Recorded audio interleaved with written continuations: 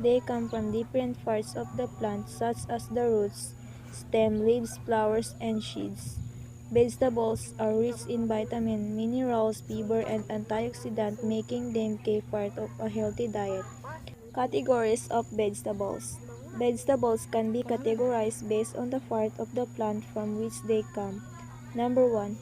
Root vegetables. These are the edible roots of plants. Tanah ni Example include carrots, potatoes, beets, and radishes. Number 2. Leafy vegetables. These come from the leaves of plants. Example include spinach, lettuce, kale, and cabbage. Number 3.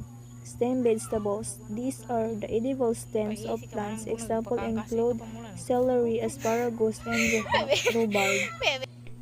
Number 4. Flower vegetables.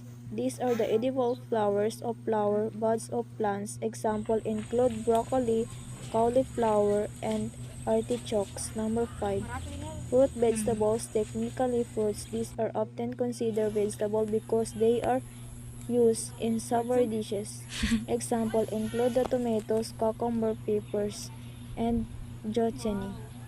Number 6. Seed vegetables. These come from the seeds of the plant. Example include beans, peas, and corn. Gandol ka mo, Nutritional tanga. benefits. Vegetables are loaded with essential nutrients like vitamin E.g. vitamin A, vitamin C, vitamin K folate, minerals e.g. potassium, magnesium, iron, fiber, important for digestive health, antioxidants, help protect the body from free radicals.